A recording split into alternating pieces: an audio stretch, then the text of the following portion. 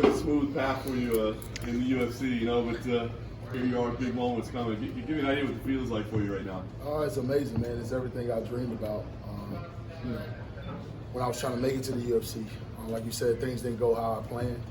Some close decision losses and things like that, some setbacks and adversity. But I pride myself on being resilient, man. So I feel like it's happening when it's supposed to. Did you feel like you were on the ready for this? That a main event was coming your way? Yeah, I felt like I've been preparing myself, and like I changed gyms. I switched a lot of things in my personal life for that reason. I knew it was going to be hard, but I knew it was something else out there for me and some other things I needed to do in my career. So I had to make those decisions, and here we are, man. I'm excited, man. I can't wait. If I'm not mistaken, you were offered this fight like shortly after your last fight. Like you knew about this for a while, but had to keep it top secret. Yeah. I found out.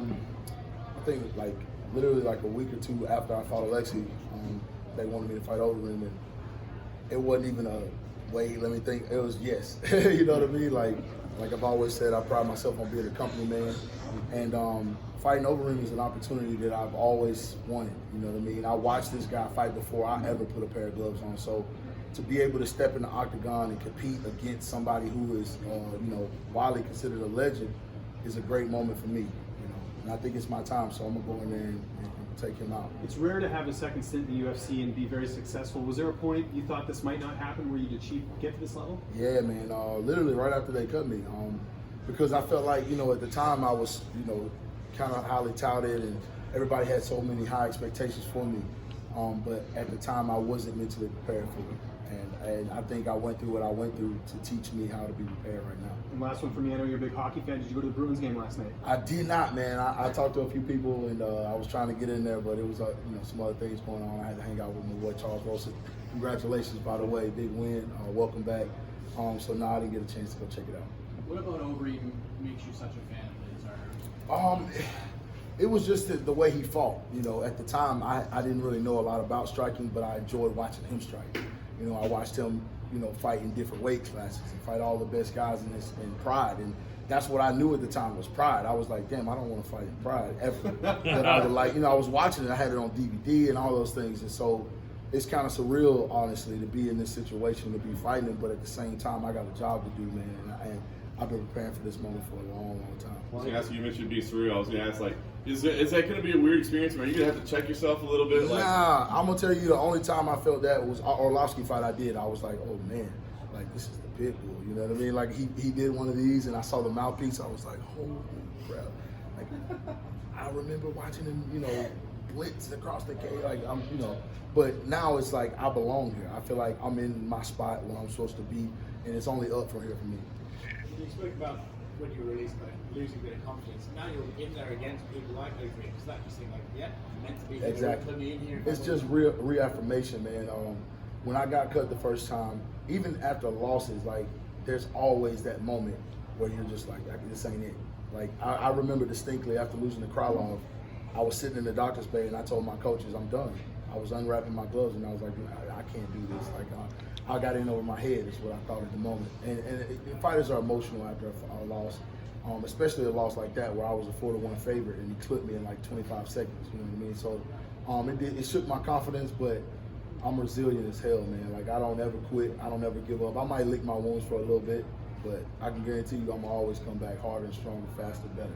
Knowing that you can do that, you have to do it before. Does that almost help you? You go like, listen, the sun will always rise again the day after. So the losses don't necessarily kill you like they have to do in the past. Yeah, I think, of course, at this point of my career, I don't want to lose. Nobody wants to ever, but I just feel like I've been there. You know what I mean? What could be worse? You know what I mean? You've done things that people where I'm from don't get an opportunity to do. So I'm proud of that. When I'm training every day, I carry that.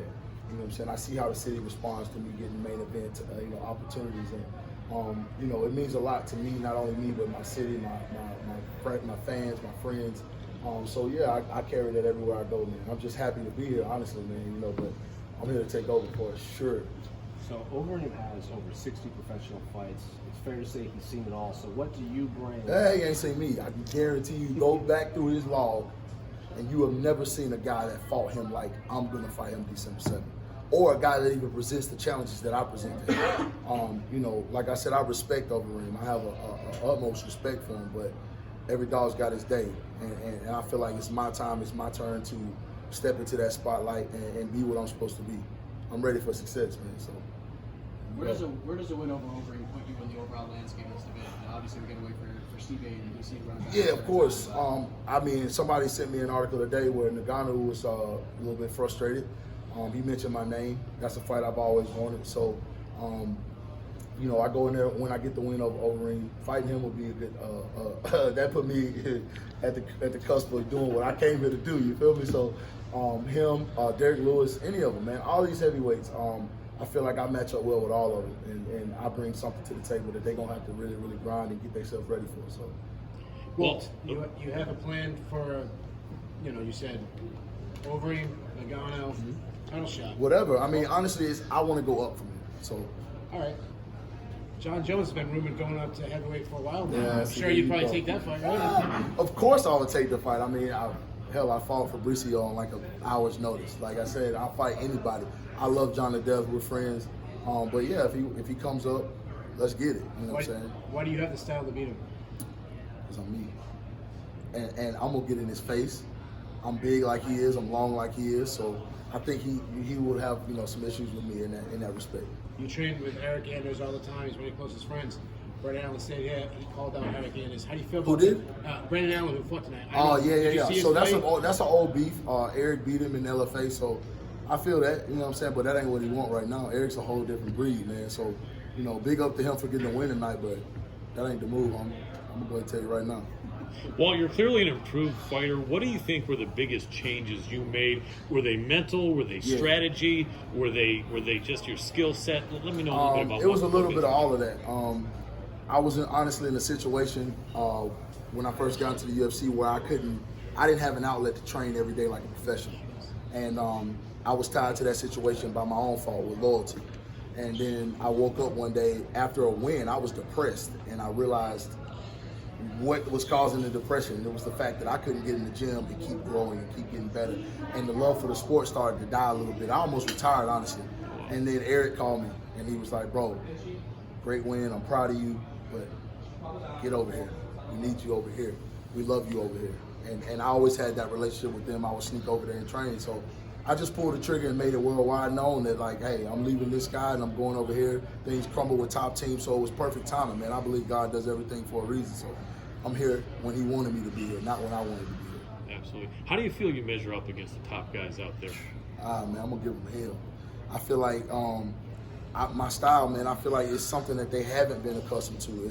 You had Canes, you've had, you know, all these guys like Brock and these big, you know, I'm a heavyweight with athleticism, speed, power, and I'm only getting better. That's the beauty of my game and what I bring to the table. I started late. I had, you know, kind of a slow process, a progress to get to where I'm at right now, but everything's coming together now. So there's elements of my game that you guys have not gotten to see, but people in the gym are like, holy, you know, people around the sport are like, yo, this kid's like really growing, you know what I mean? So I'm excited just to get a chance to show you guys, man. And I feel like I say that every fight, you know what I'm saying, but they end quick, so nobody really gets to see me wrestle. Nobody gets to see me do my jiu-jitsu. So, you know, if it goes where it goes, I'm prepared 110%. Yeah. Attitude's a big part of it, isn't it? Yeah, man, I got a supreme confidence right now, man. I can run through a wall right now. Love to see it. Well, you mentioned American Top Team. You were with them for a while. There's a big beef going on right now. Colby Covington, Jorge Masvidal, all that. How do you feel about that? I saw that coming, man. You know, the gym vibe changed.